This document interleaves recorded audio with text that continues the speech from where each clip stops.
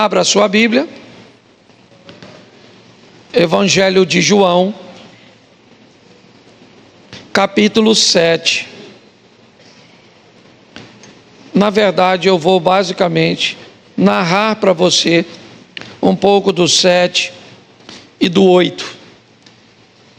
Coloca para mim a partir do verso 1. Isso aí. João 7:1. Passadas essas coisas, Jesus andava pela Galiléia, porque não desejava andar pela Judéia, visto que os judeus queriam matá-lo. E a festa dos judeus, chamada Festa dos Tabernáculos, estava próxima. Então os irmãos de Jesus se dirigiram a ele e disseram: deixe este lugar e vá para a Judéia, para que também os seus discípulos vejam as obras que você faz. Porque se alguém quer ser conhecido, não pode realizar seus feitos em secreto. Já que você faz essas coisas, mas manifeste-se ao mundo. Acontece que nem mesmo os irmãos de Jesus criam nele. Então Jesus lhes disse: o meu tempo ainda não chegou, mas para vocês qualquer tempo é oportuno. O mundo não pode odiar vocês, mas a mim ele odeia, porque eu dou testemunho a respeito dele, dizendo que as suas obras são más. Vão vocês à festa, eu não vou, porque o meu tempo ainda não se cumpriu. Tendo dito isso, Jesus continuou na Galiléia. Depois que seus irmãos tinham ido à festa, Jesus também foi, não publicamente, mas em secreto. Ora, os judeus o procuravam na festa e perguntavam: onde estará ele? Feche os seus olhos. Senhor nosso Deus e Pai, em nome de Jesus, eis aqui a tua palavra. Continua falando conosco pelo poder do nome de Jesus. Amém. Glória a Deus. Amém. Eu quero falar um pouco com vocês hoje como conviver num ambiente de incompreensão. Como conviver num ambiente onde o seu modelo de vida se diferencia dos demais. Como se comportar num ambiente onde as pessoas não conseguem entender o que você faz, não conseguem entender como você se comporta, não conseguem entender como as coisas estão acontecendo com você, sejam essas coisas positivas ou negativas. Muitas vezes as coisas positivas, elas podem ter que enfrentar uma incompreensão, trazendo à tona um imerecimento de quem vive, buscando localizar falhas e erros, cujos quais desqualifiquem você de vivenciar tudo isso. Se você vive coisas que não são positivas, vive dor, perdas e muitas vezes caos, também pessoas vão procurar alguma coisa que te qualifiquem para vivenciar tudo isso. Você vivencia isso porque está com esse estilo de errado, porque fez isso, porque fez aquilo. Ou seja, a incompreensão é algo que nós podemos enfrentar em qualquer ambiente. Então eu quero começar com esse texto e depois nós vamos a João 8.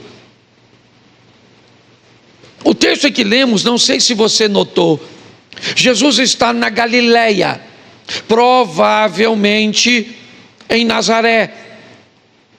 Está vivendo com sua família. E ele não vai para a Judéia, porque as outras vezes que esteve lá, tentaram matar Jesus. Então Jesus optou por não ir para lá, para não ser morto. Eu não sei se você observou, mas os discípulos de Jesus não estão com ele nessa ocasião. Ele está com seus irmãos, que estranhamente chamam Jesus e aconselham Jesus a ir para a Judeia. Olhe bem, na Judeia estão querendo matar Jesus, e Jesus optou em ficar na Galileia. Os irmãos de Jesus chamam Jesus e diz: por que é que você não vai para o lugar onde estão querendo te matar? No mínimo, é estranho se nós não continuarmos lendo e observarmos o que os irmãos de Jesus pensam a respeito dele. Primeiro, eles estão confusos, porque viveram com alguém que saiu do mesmo ventre, que recebeu a mesma instrução e que agora começa a fazer coisas, a se comportar de uma maneira bem diferente de seus irmãos. Os irmãos já viram Jesus fazer alguns sinais, já descobriram que ele é capaz de fazer algumas coisas. Então, para sustentar o conselho, para que o conselho não pareça ser tão malicioso, os irmãos vão dizer a Jesus que já que ele faz tudo isso e que ele tem poder para fazer essas coisas tão legais, por que fazer em Nazaré, uma cidade que ninguém costuma frequentar? Por que fazer num lugar tão secreto? Todo mundo que faz coisas tão grandes deve ganhar notoriedade.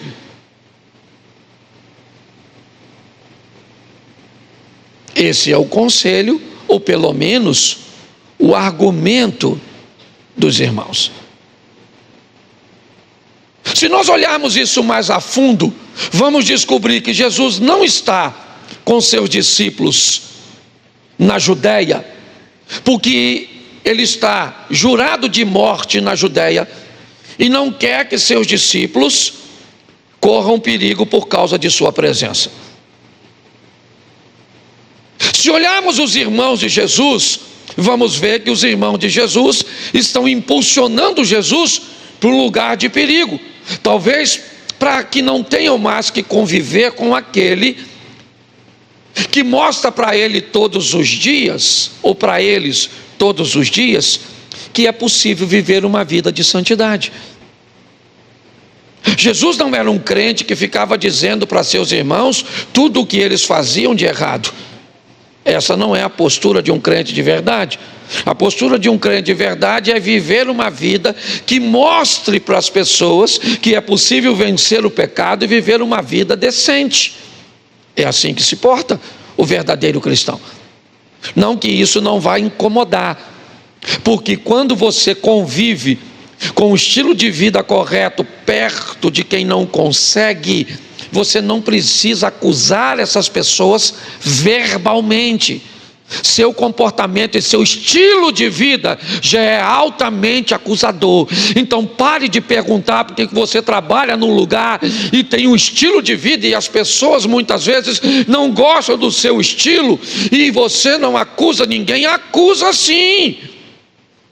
Você é um testemunho vivo de que nós conseguimos viver uma vida santa na presença do Eterno. Amém? Isso. Mas aí Jesus diz a seus irmãos: não é chegada a minha hora de ir para lá. Faça o seguinte: vão vocês. É hora de vocês, podem ir. É a festa dos tabernáculos. Ela vai estar acontecendo. Jerusalém vai estar cheia de pessoas. Vão vocês. E eu não sei se vocês observaram, mas assim que os irmãos de Jesus saem, o texto diz que Jesus foi. Ele também foi para Jerusalém. E por que é que ele não foi com seus irmãos? Pelo mesmo motivo que não estava com seus discípulos. Enquanto os irmãos de Jesus querem ver Jesus morto, Jesus não quer ver seus irmãos em perigo. Jesus pensa o oposto das pessoas que pensam o oposto dele. Pode parecer estranho, mas mais estranho ainda é quando alguém que é mau consegue transformar você em alguém mau também. Quando alguém é tão ruim com você que conseguiu te transformar em alguém ruim, esse alguém não é seu inimigo, ele é seu discipulador, ele é seu mestre. Ele foi tão ruim com você e fez tão bem isso, que ele transformou em você ruim também. Quando seu marido te trai e você trai seu marido, você mostrou que tipo de mestre tem. É assim que funciona. A maneira de Jesus gerenciar suas emoções e que desejar o bem àqueles que lhe desejavam mal, em fazer o oposto, é algo extraordinário. Jesus vai para lá, e eu não sei se você viu o texto, os discípulos dele estão lá, os irmãos dele estão lá. Então onde vamos procurar Jesus? No meio deles. Mas Jesus está? Não. Por que não quer estar? Porque está com medo deles? Não. Porque Jesus está pensando em manter seguro as pessoas que ele ama. Diga para quem está do seu lado o seguinte: você sabia que Jesus te ama? Diga para ele agora: você sabia que Jesus deseja te manter seguro? Grave isso que eu estou falando, para que mais à frente você entenda. As pessoas começam a perguntar: cadê ele? Onde ele está? A festa está acontecendo. E de repente ele aparece. Não está com os discípulos, não está com os irmãos. Então está todo mundo seguro, menos ele. Ele não. A conversa é em torno dele. Se você ler o restante do capítulo 7, eu não tenho tempo para ler tudo, que é grande, mas você vai ver que as pessoas começam a falar a respeito dele escondido, para que os judeus não saibam que ele é a pauta da festa do tabernáculo. Mas está todo mundo discutindo se ele tem poder, se ele não tem, se ele é um enganador, se tudo que ele faz não é feito pelo poder oriundo do inferno, de Satanás e dos demônios. O povo está conversando e cada um pensa uma coisa diferente a respeito dele. Cada um tem uma opinião do que ele faz, de como ele pensa, de como ele age, certo? Ninguém consegue compreendê-lo direito. Por quê? Porque ele não segue o padrão. As pessoas não conseguem enxergar nisso. Ele vê valor onde as pessoas não conseguem ver valor. Ele quer dar oportunidade às pessoas que ninguém daria. Ele entra na casa de pessoas para comer que pessoas não comeriam. Ele consegue enxergar coisas e valores onde as pessoas não conseguem. Então está todo mundo muito confuso. Como ele oferece a oportunidade a pessoas que ninguém ofereceria? Então está estranho para todo mundo, e Jesus sabe disso. Está estranho para seus irmãos, que não conseguem entender. Está estranho para Nazaré, um lugar que Jesus quase não pôde fazer nada. Está estranho para seus discípulos, que não conseguem entender. Ele anda em cima d'água, ele faz determinadas coisas. Está estranho na sinagoga. Na metade do capítulo 7 para frente, Jesus está ensinando e as pessoas estão confusas. De onde vem tanto conhecimento? Como ele, que não é alguém que estudou tanto, tem tanta informação e mais, tem tanta habilidade. Agora ele não está sendo mais avaliado por cabeças de bagre, pelo povo em comum. Agora ele já chegou numa casta mais elevada, certo? Os homens que dedicam suas vidas o tempo inteiro a se debruçar sobre o Velho Testamento, a olhar todas as profecias e todas as passagens bíblicas. eles também não conseguem entender. Então, ninguém entende Jesus. Está difícil. Como conviver com alguém que nós não conseguimos entender? Como conviver com alguém que faz com que eu veja e descubra minhas mazelas? Esse é um grande desafio. Por onde Jesus passava, era isso que ele via, era esse comportamento.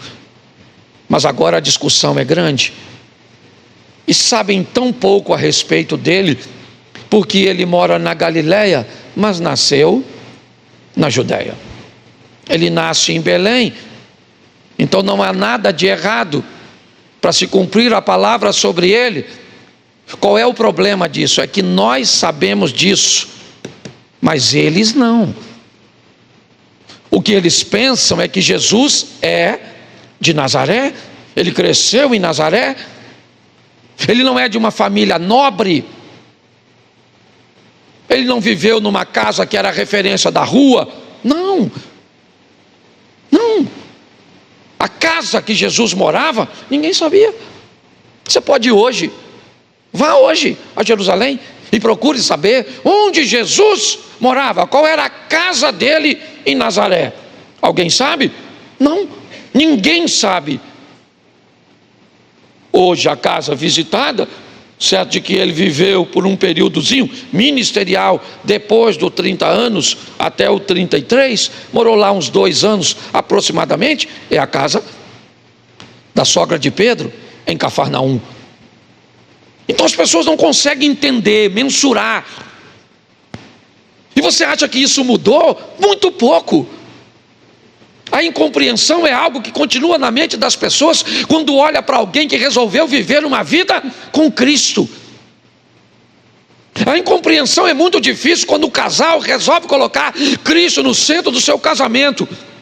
Um homem que consegue colocar o Senhor à frente, no centro dos seus negócios. Uma pessoa que cumpre os princípios, que paga seus impostos, que vive de forma digna, ainda é uma pessoa muito estranha. Ela é estranha porque se veste de uma maneira esquisita, não quer mostrar o que a maioria das pessoas mostram, não pensam do jeito. O mundo mudou muito pouco.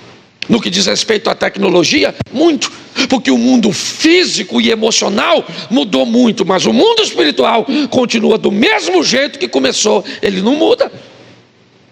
E é assim que funciona. E quando olhamos para isso, o que vemos é a discussão. Agora na elite dos pensadores, dos estudiosos, que sequer são capazes de saber onde Jesus nasceu. A discussão é a mais descabida. Examine as Escrituras e observe se algum profeta renomado veio da Galileia. O Messias virá de Belém. E aí? Não seria fácil descobrir isso? Sim ou não? Sim ou não? Bastava perguntar a mãe. Ele nasceu onde? Mas descobrir que Jesus era de Belém não era a solução, aumentaria o problema. Porque tem coisas que é melhor não descobrir, tem coisas que é melhor fazer vista grossa, certo? Tem coisas que é melhor fingir que não está acontecendo, porque se descobrirmos por que acontece, talvez pode piorar. Se descobrir por que fazemos de fato, pode ser pior. Então, para que eu não olhe para mim mesmo e descubra que o que eu faço é uma escolha minha, é melhor culpar meu pai, é melhor culpar minha mãe, é melhor culpar um trauma, é melhor culpar o pastor, o vizinho, o cônjuge. É melhor, fica mais suave. Eles não enxergam porque não querem enxergar. Um dos camaradas que caminha com eles, Nicodemos, venceu isso, e no capítulo 3 do Evangelho de João encontra-se com Jesus. Ele faz parte do fechamento do capítulo 7, certo? Porque Nicodemos começa a tentar defender Jesus, dizendo: é costume nosso defender um homem sem antes ouvir o que ele tem a dizer.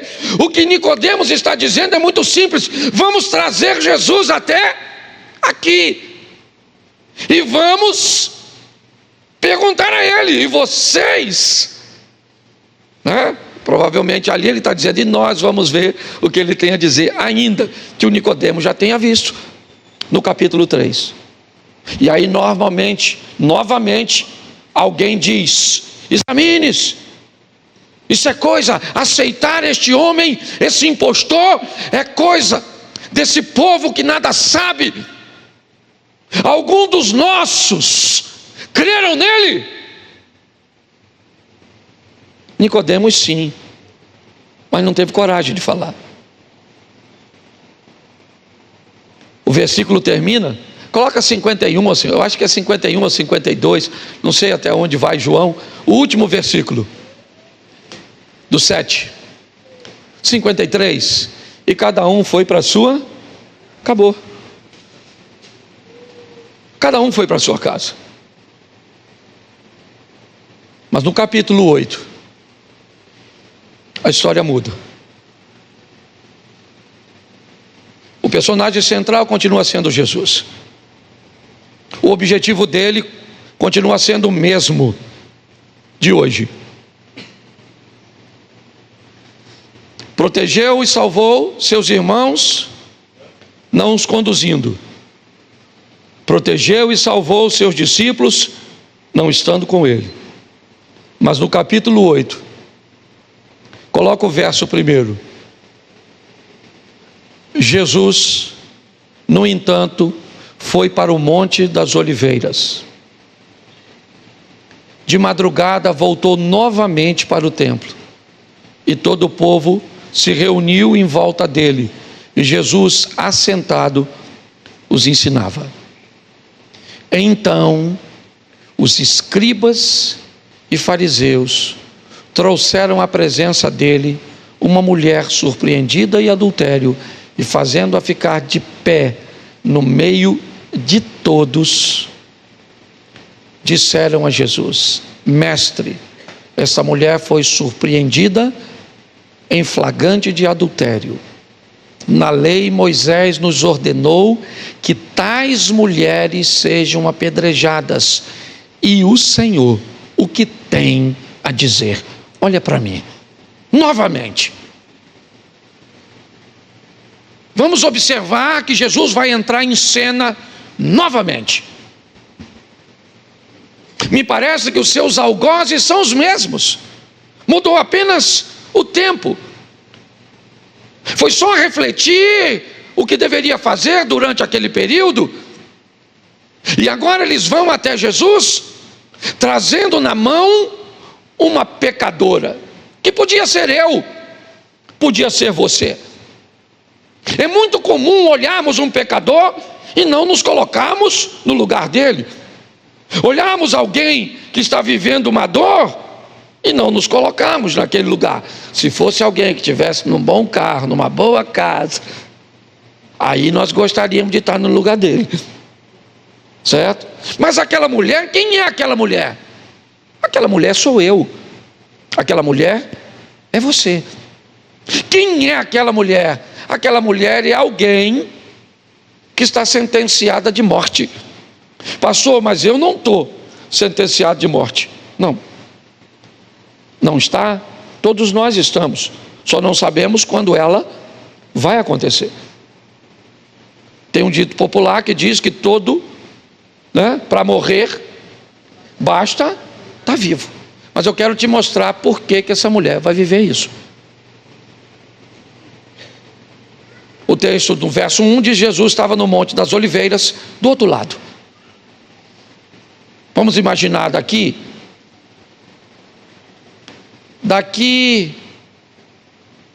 um pouco depois da Praça da Pedreira, da Mantiqueira, talvez, um pouco depois, Monte das Oliveiras, você está de frente para o outro lado. Jerusalém está do outro lado, basta descer o vale e está do outro lado. Jesus veio para o lado de cá e ele está orando a madrugada inteira. A Bíblia diz que aquilo que fazemos nas trevas, às escuras, uma hora vai aparecer. Tudo vai vir para a luz. É assim que funciona. Jesus está orando no monte e uma mulher está com um homem que não é dela na cama. A madrugada era a mesma para os dois, para a mulher e para Jesus. Qual é a diferença? Que um é o Salvador, o outro é o pecador. O que o pecador deveria estar fazendo? Pecando. E o que o Salvador deveria estar fazendo? Salvando. Isso vai mudar porque o pecador, quando encontra com o Salvador, não leva o Salvador para o inferno, mas quando o pecador encontra com o Salvador tira o homem do inferno. Escreve o nome desse homem, dessa mulher no livro da vida. O caminho vai se cruzar, mas é importante entendermos isso. O que ela está fazendo? Pecando. O motivo que a fez, não estou aqui para... Agora, diga-se de passagem, a lei do Moisés dizia que a adúltera deveria morrer a pedrada, sim ou não? E eu te pergunto, a mulher que estava adulterando sabia dessa lei, sim ou não? Sim ou não? Então ela queria morrer? Fala sério. Vou aqui contextualizar para os dias de hoje, de olho fechado, para não parecer que o pastor está... Um cara solteiro, que namora, que está noivo, quando ele está fazendo aquilo lá, que os casados quase não fazem, mas sabem o que é. Ele está querendo morrer? Sim ou não? Não, ele não está querendo morrer não. A pessoa quando peca, ela não está nem pensando na morte. Então a dona está lá, vivendo a vida dela, sim ou não? Estava dando algum prazer para ela, momentâneo? Sim, então a dona está lá. A noite está escura para os dois, para Jesus e para ela. Tá certo? O que estão fazendo é que é diferente. Então amanheceu para Jesus.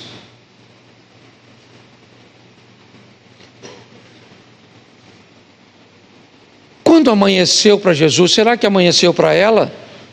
Sim ou não? Então chegou a hora de prestar conta. Chegou a hora, finalmente. Então vamos embora. Jesus vai para o templo. Ele vai se apresentar, vai falar com as pessoas, vai continuar o processo de entrega daquilo que ele recebeu. Ela foi capturada no leito. Pegaram a mulher e vão matá-la.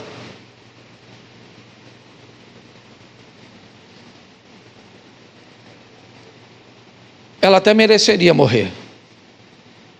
Dependendo do dia que ela pegar você, se você estiver meio irritado, você vai falar, quer saber de uma coisa? Ela sabia mesmo, era uma mulher sem vergonha, safada, com licença da palavra no altar, tá bom? É só para ficar claro, certo? E a gente pensa assim, tem ou não tem?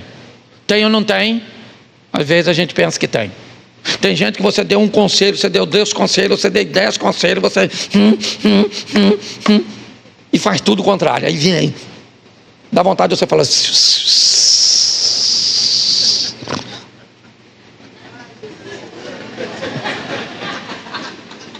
dá vontade de você falar, vá para o inferno, miséria, dá ou não dá? Dá vontade, você está sem paciência, você olha e diz assim, essa pessoa merece ou não merece? Não merece não, não merece não, peraí, poxa, é só impulsionar você, você já vira discípulo do chifrudo? Não merece não, não merece não, a pessoa errou, falhou, mas ela não foi criada por Deus para ir então nós não somos agente de condenação, nós somos agente de salvar, nós não somos cúmplice, entendeu? Aí não, poxa, todo mundo pega, eu vou pegar também, todo mundo faz, eu vou fazer. Aí não. Esse dia o cara falou comigo que ia fazer um... Eu já falei isso aqui, ia fazer um gato no meu relógio, Samuel. Aí eu falei, gato... E tava caro aquela época de bandeira vermelha, sabe? Lembra? Falei, um gato. Esse dia a gente estava até conversando sobre gato. Aí eu falei, gato. Quando ele falou economia, eu falei, gato. Gato é de Deus, não é? Gato é de Deus. Nossa, ele falou, pastor, o senhor paga quanto? Eu falei, quanto pagava? Ele reduziu assim uns 70%. Eu falei, miau. Caraca, falei. A primeira, aí ele veio com os argumentos. Porque pensa assim, pastor. A gente já paga imposto em tudo. Falei, é mesmo. O pessoal nas comunidades gasta energia demais e a gente que paga. O senhor não acha injusto? Falei, acho mesmo. O cara é bom no gato. E o gato nem era caro. Isso porque aquilo que vai te levar para o inferno não precisa ser caro. E eu já estava com gato. Falei, gato. Por que o senhor fala isso? O senhor tinha que ter vergonha? Não tenho. Eu tenho vergonha quando eu faço. De sentir eu não tenho, que eu não sou super-homem. Tem uma cuequinha aqui por cima? Não tem. Eu não sou super-homem. Eu sou gente. E você também é.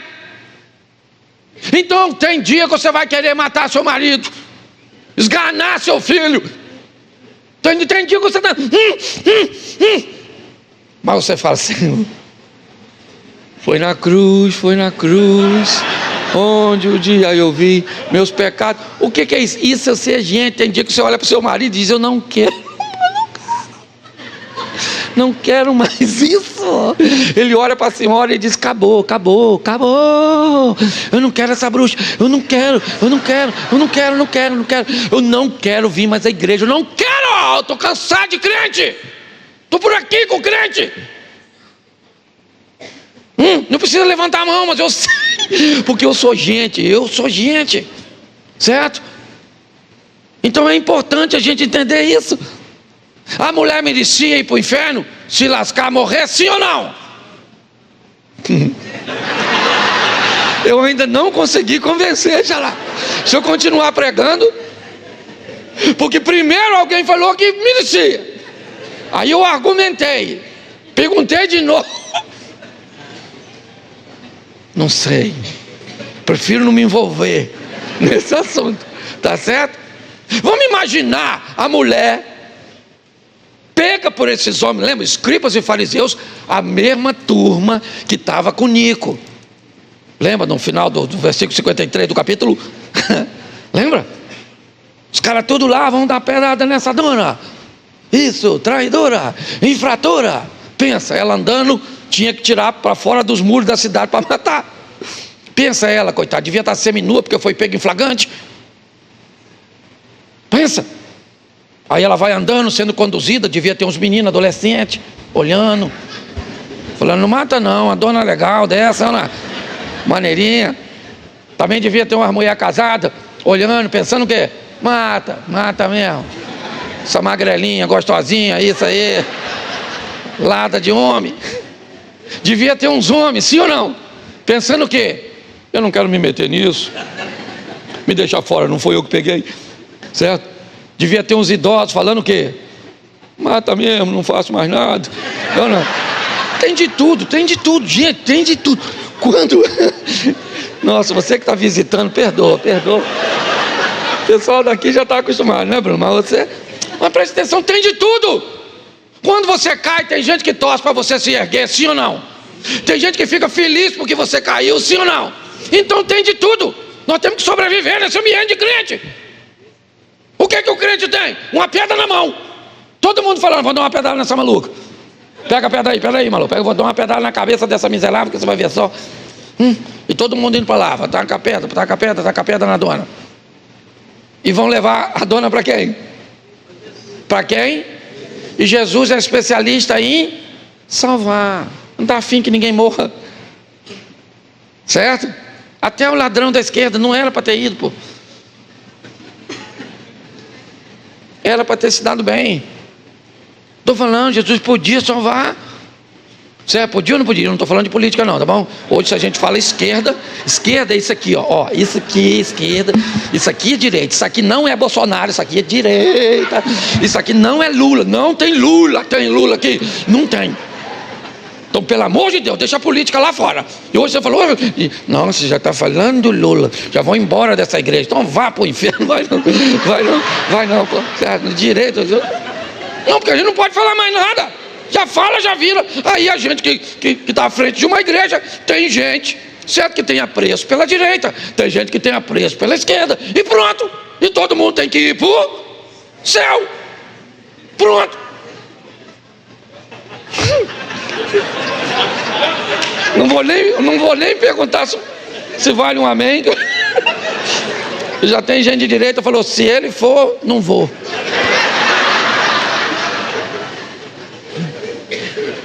Volte aqui para o texto, brincadeiras à parte. Observe bem. Todo mundo está com a pedra na mão, sim ou não? Desejando matar a mulher. É isso. Ela infringiu a lei de Moisés. Ela merece morrer. Pelo menos no que diz respeito à lei de Moisés. Mas levaram essa mulher para Jesus. E quando Jesus chega, deixa eu falar uma coisa para você agora. Eu não quero saber o que você fez, o que você viveu, o que aconteceu no seu ontem. Se você está vivo, se você não morreu, ainda tem esperança para você. Eu não sei qual foi o diagnóstico que te deram, eu não sei. Eu só sei de uma coisa: se você ainda não morreu, tem alguém que pode te dar vida. Você pode viver o milagre. Posso ouvir um amém? Amém. Isso serve principalmente para você que está aí do outro lado na rede social, nesse momento. É assim que funciona. Vão levar a mulher até Jesus, ele está ensinando, e eles colocam a mulher no meio, e agora Jesus não é mais o centro das atenções. Até o momento era, mas agora não. O que tem é uma mulher provavelmente com pouca roupa e com muita vergonha e humilhação. Seu corpo provavelmente já está se preparando, porque ela conhece a lei e ela sabe que ninguém vai se colocar entre ela e a lei para livrá-la da morte. Ninguém. O único que pode dizer: morte, onde está, ó morte, a sua vitória? É Ele. O que ela está é sozinha, à espera do cumprimento de uma sentença. Julgada ela já foi pelos escribas e fariseus, usando a lei de Moisés. Não é uma questão interpretativa, como faz hoje Alexandre de Moraes. Não. É algo que está na lei, basta ler. E vai dizer que o adultério é passivo de morte e pronto. Ninguém precisa ir para casa com um sentimento de culpa. Certo? Não, exatamente. Não cabe recurso. Não cabe apelação. Só que quem está diante dela e deles é alguém diferenciado. Diferenciado desde Nazaré, onde cresceu.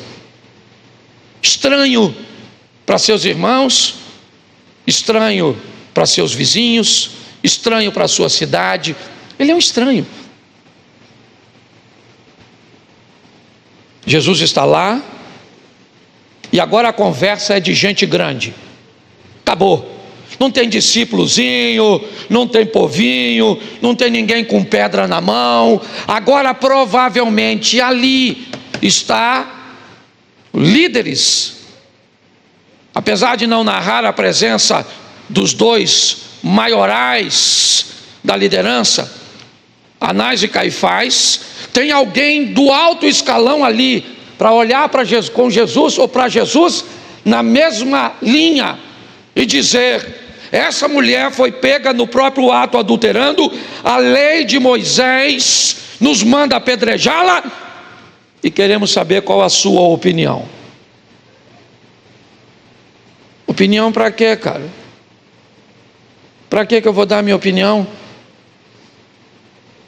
O que a minha opinião vale? Ela não vale de nada. A lei aí é a lei do Moisés. O que adianta eu dar a minha opinião? A minha opinião não muda a lei. Então não vale a pena. O que ele está querendo? Eles estão querendo duas coisas: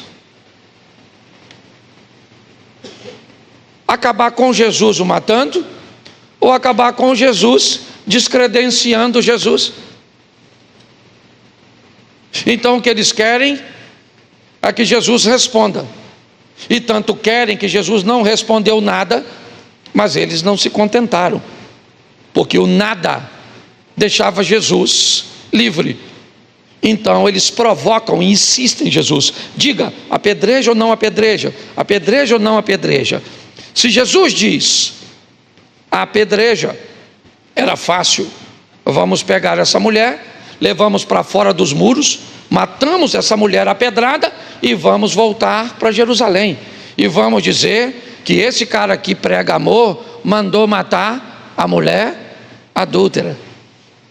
E bastava mandar matar um pecador, que já era, gerou jurisprudência, certo?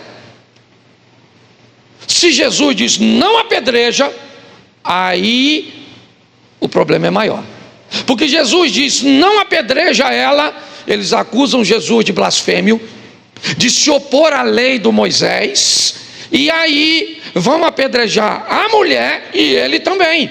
Ou seja, na ótica deles é uma ideia fantástica. Mas o que está em jogo, esquece a lei. O que está em jogo é uma mulher seminua. Essa bagunça toda não tem a ver com fariseus, discípulos, multidão. Tudo isso é por causa de uma adúltera, de uma pecadora. Você quer se desqualificar? Se desqualifique. Você quer dizer que este culto aqui não pode ser feito na totalidade para você? Pense desse jeito. Mas quanto mais rápido você descobrir quem você é para Deus, você vai descobrir por que o câncer não te matou. Você vai descobrir porque você já viveu tanta coisa ruim e você ainda está com os pés firmados na rocha, porque é Ele que tem te sustentado. Mas as pessoas não acreditam nisso. Elas não são obrigadas a acreditar. Elas não são. O que nós vemos agora é Jesus quieto, talvez esboçando uma tranquilidade que irritavam. Mas ele se levanta, olha para discípulos, fala comigo, discípulos, olha para a multidão, fala multidão, e olha para escribas e fariseus, fala escribas e fariseus.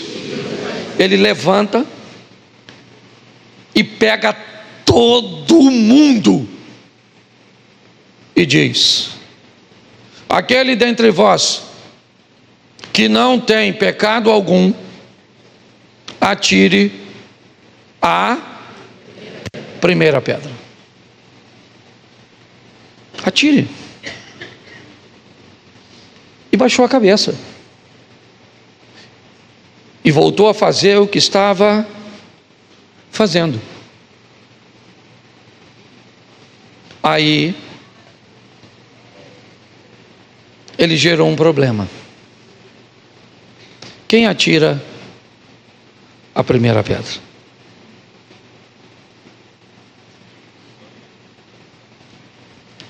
Segundo a lei do Moisés, nesse ambiente, antes do apedrejamento, pelo menos 2 testemunhas precisariam comparecer Lembra? Testemunhar o fato. E mais do que testemunhar, eu vi essa mulher adulterando. Eu vi.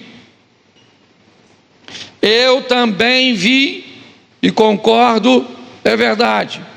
Então você que viu, pega a sua pedra, atira nela.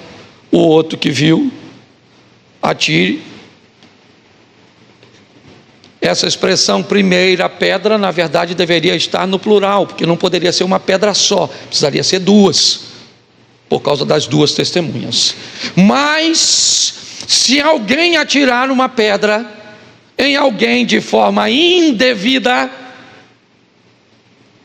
esse alguém estará debaixo da mesma pena, certo? Quando Jesus diz para todos: atire a primeira pedra quem não tem pecado, todo mundo sabia que uma pessoa tinha pecado ali. Quem? Jesus? Sim ou não? Que não tinha pecado. Jesus tinha? As pessoas que estavam ali tinham? Não. Nesse momento não. Nesse momento só tem uma pessoa que tem pecado. Quem é? A mulher. Porque o pecado dela, a situação apontava toda para ela. E quando um erro aponta para uma pessoa só, ele parece que todo mundo é santo. Então, se tem alguém que todo mundo sabe que é pecadora, é a mulher. Mas quando Jesus disse para atacar uma pedra nela, não pode ter pecado. Em algumas reuniões, depois você lê na Bíblia, Jesus está sentado e uma pessoa está pensando algo a respeito dele, e sabe o que ele falou? O que você está pensando em isso e isso? Assim a meu respeito. Então a turma já sabe que Jesus sabe o que ninguém sabe. Então, se alguém resolve tacar a pedra, corre o risco, porque todo mundo sabe que tem. Tu não sabe que tem? Sim, o seu pecado, sim. Vamos imaginar agora se a mulher adúltera estivesse aqui. Vamos fazer uma enquete. E eu fosse Jesus, estou fora, e eu falasse: vem aqui agora e atire a pedra quem não tem pecado. Quem de vocês levantaria? Levante sua mão santa consagrada ao Eterno agora, porque todo mundo tem. E você deve estar pensando agora: pastor, muda logo o ponto, se Deus começar a revelar, vai ficar difícil, certo? Todo mundo ficou olhando um para o outro. Quem viu, hein? Foi ele, ó. O Sidney e o Cláudio. Foi eles que viram. Taca. Eles com a pedra na mão, pensa, que vergonha.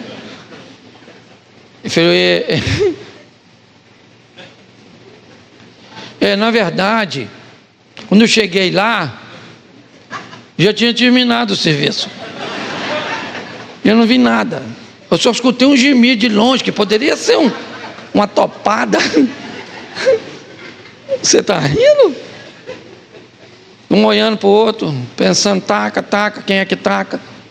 Não taca. Alguém deve ter pensado: quem teve a ideia de trazer essa mulher aqui?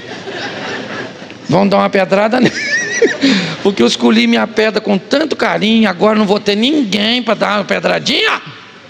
E começaram a jogar as pedras tudo fora. O texto, depois você lê, que eu não sou obrigado a ler tudo.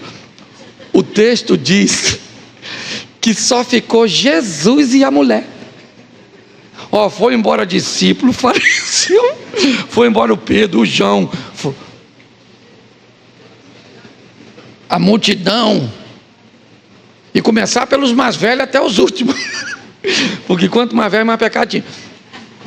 Essa brincadeira. E Jesus está lá só escrevendo. E a mulher em pé. E todo mundo, ó. Aí eu imagino Jesus levantando assim, ó.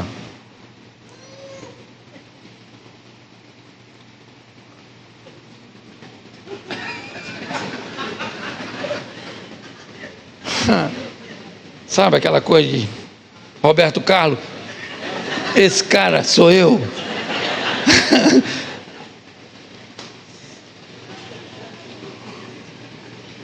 E aí, mulher? Não era tanta gente para te condenar? Lembra? Seu marido, seus filhos, sua sogra. E só eu para te defender, ó. Hã? Eu imagino ela pensando assim: eles têm, né, Senhor? Eles também têm pecado. Os escribas também têm. Até os discípulos do Senhor. Cuidado, hein, que esses discípulos aí. Os discípulos são muito crentes, não. Todo mundo tem, né, Jesus? Ninguém tem autoridade para me dar uma pedrada, né, Jesus? Eu imagino Jesus. Você só precisa da primeira. Se tiver um para te apedrejar. Deixa eu falar uma coisa para você. Olha, nós vamos morrer lutando contra o pecado. Essa mente sem vergonha que nós temos, principalmente mediante a tudo que a gente vê durante o tempo inteiro, é quase impossível. Certo? É quase. Mas nós vamos morrer tentando. Nós vamos morrer lutando, dizendo: eu amo a Cristo. E eu creio que nós vamos nos livrar da maioria dos nossos pecados. E vamos lutar para que sejam todos. E talvez possamos ouvir o mesmo que disse o apóstolo Paulo: querendo ficar livre de tudo, a minha graça te basta. Mas é importante. Hoje eu quero que você saia daqui entendendo o quão importante você é para Deus. Se as pessoas vão entender ou não, se às vezes as situações ou o próprio Satanás vai tentar te convencer, não acredite. Ele veio para salvar seus irmãos, seus discípulos, os ladrões, o endemoniado, certo? A mulher adúltera, certo? Porque Ele quer nos dar uma oportunidade. Eu sei que talvez você possa ter errado com alguém que você amava. Talvez você possa ter cometido uma falha muito grave. Eu não sei. Muito tempo eu não acompanhei o resultado daquilo que eu ministrava. Eu simplesmente chegava, entregava uma palavra e ia embora. Se foi bom, se foi ruim, se as pessoas gostaram, se não gostaram, se entenderam ou não. Eu nunca tive essa medida antes de ser pastor. Quando eu me tornei pastor pela primeira vez lá na Barra, na igreja Monte Oreb, eu comecei a ter que lidar com as pessoas que eu pregava. E aí eu comecei a descobrir que o efeito de transformação da palavra, ele não era tão grande quanto eu pensava. E eu comecei a notar que ela enfrentava problema nas mesmas áreas. O infiel continuava na infidelidade. Aquele que não cumpria com as suas obrigações de pagamentos continuava devendo os outros. O que fumava, continuava fumando. O que falava palavrão, continuava falando. O que fazia sexo antes do casamento, continuava fazendo.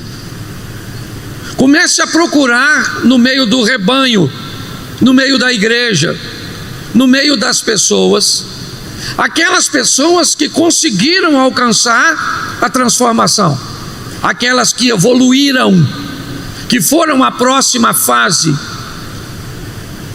E eu comecei a olhar essas pessoas, comecei a descobrir que num culto que pode ser maravilhoso, transformador para uma pessoa, pode não representar nada para outra. Um ambiente cujo qual a pessoa sai dizendo: eu senti a presença de Deus, eu tive uma experiência com Deus, o outro ficou jogando no celular. Eu descobri que a mudança tinha muito mais a ver com aquele que recebia do que propriamente com aquele que transmitia. Era uma decisão. Esposas saíam as mesmas de um culto onde outra saía transformada. Maridos saíam iguaizinhos, onde outros saíam maridos extraordinários. O primeiro ambiente que muda muito as pessoas, a dor. Pessoas têm muita facilidade de mudar se forem expostas ao sofrimento. Alguém te disse que você deveria diminuir suas atividades. Alguém te disse que você deveria melhorar sua alimentação. Alguém te disse que você deveria desenvolver a prática de um exercício físico, mas você negligenciou todas essas informações, até que um belo dia você infartou. O infarto fez com que você repensasse sua vida. Então agora você faz exercício, come diferente, evita o estresse. Porque tem pessoas que para mudar precisam ser expostas à dor. Sua esposa te avisou: eu estou sentindo sua falta, eu preciso da sua presença, me dá um pouco mais de atenção, me dá um pouco mais de carinho. Mas todas essas informações foram educadas demais, não lhe causaram nenhuma dor e nenhum prejuízo, até que então apareceu Ricardo. Ricardo tem o tempo que você não tem, tem a atenção que você não tem, e quando você viu, sua esposa estava conversando, certo, na internet com outro homem, e agora então você quer um reposicionamento, agora então você quer uma mudança. Seu marido disse à senhora: meu amor, nós estamos muito distantes, nossa intimidade está muito espaçada, temos que ter um relacionamento íntimo num período mais curto. Mas a senhora tem dor de cabeça, dor na coluna, dor nas pernas. E quem apareceu? Jezabel. Jezabel não tem nem cabeça para doer, está sempre disposta. E aí então, mediante a dor ao sofrimento: pastor, eu amo meu marido, conversa com ele. A dor é um ambiente que algumas pessoas precisam dela para serem transformadas. Todas as vezes que alguém estiver sofrendo, antes de ajudar o sofredor, pergunte se esse sofrimento não tem a ver com uma mudança que essa pessoa precisa para ser transformada. É muito comum você ajudar alguém que precisa do sofrimento para mudar, porque você ficou com pena, e é só uma questão de tempo até você ver essa pessoa repetindo o comportamento novamente. É assim que funciona. O segundo ambiente que muda muito as pessoas é o ambiente de inspiração. Pessoas mudam quando recebem inspirações para mudança. A igreja usa muito isso. O que é um ambiente de inspiração? Um testemunho. Quando alguém sobe aqui em cima e conta, como o Osias contou, que a Elaine foi curada de um câncer, você que tem uma doença, pensa: uau, eu também posso ser. Um ambiente de inspiração. Tem pessoas que, se forem inspiradas, elas deixam de fumar, elas abandonam a vida antiga. Os coaches vieram com experiências extraordinárias sem Jesus, oferecendo informações inspiradoras, histórias, até mesmo de enriquecimento. E eu posso dizer a vocês que eu escutei muitos caras, coaches, que disseram que enriqueceram e nem enriqueceram, mas mediante aquela inspiração que nem verdadeira era, fizeram com que pessoas mudassem sua postura administrativa, mudassem seu posicionamento, seus horários, e conseguissem mudar de vida por um ambiente de inspiração. Ambiente de terapias, Alcoólicos Anônimos e outros utilizam a inspiração, porque pessoas mudam quando são inspiradas a mudar. Terceiro ambiente que muda muito as pessoas, o ambiente do conhecimento. Pessoas também podem mudar se receberem ferramentas para mudanças. Às vezes as pessoas vão em determinados lugares, treinamentos, ambientes sérios, que as ensinam a administrar dinheiro, e elas continuam ganhando pouco, mas fazendo muito, porque aprenderam a lidar. Pessoas às vezes sequer são capazes de se conhecer, seus temperamentos, controlar suas emoções, e aí procuram pessoas de saúde emocional que lhe dão ferramentas. E essas ferramentas então fazem com que pessoas sejam transformadas. Esses ambientes mudam pessoas, mas todos esses ambientes só vão conseguir mudar a pessoa se falarem além de seus ouvidos, se falarem ao seu coração. Quando uma dor conversa com o seu interior, quando uma inspiração atinge o seu coração, a mudança acontece. Por isso, muitas pessoas, talvez você já tenha dito a seu filho: eu já falei isso aqui, faz isso, faz isso, faz isso, faz isso, faz isso, centenas de vezes. Seu filho nunca fez. De repente ele foi num retiro e ele volta transformado naquela área, e você pergunta: o que aconteceu, meu filho? E você disse: o moço estava ministrando e ele disse que eu tinha que mudar.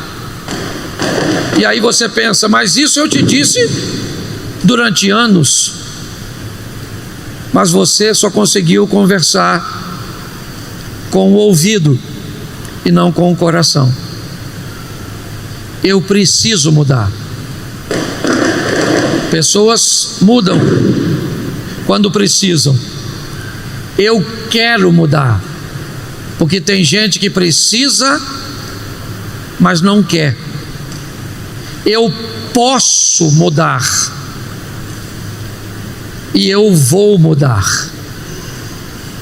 Eu preciso mudar. Repita comigo: eu preciso mudar, eu quero mudar, eu posso mudar e eu vou mudar. Isso. E eu fecho a minha mensagem aqui. Um belo dia Deus apareceu para um homem. Ele tinha uma pedra de aproximadamente 5 toneladas no seu quintal. E ele, em oração, um homem de Deus, ouviu Deus dizer: a partir de hoje, todo dia, de manhã e no finalzinho da tarde, quando você chegar do trabalho, empurre essa pedra durante 5 minutos. Ele achou estranho, mas todos os dias ele levantava antes de ir para o trabalho. Durante 5 minutos ele empurrava a pedra. Quando voltava do trabalho, durante 5 minutos ele empurrava a pedra. Era tão absurdo, aquele homem tão fraco, empurrar uma pedra de 5 toneladas, que ele ganhou fama na vizinhança como um maluco da pedra. Um tempo depois, já aborrecido com essa fama, ele resolveu uma bela manhã por si mesmo que não iria mais empurrar aquela pedra. No terceiro dia, sem empurrar a pedra, ele estava deitado na sua cama e ele teve uma visão.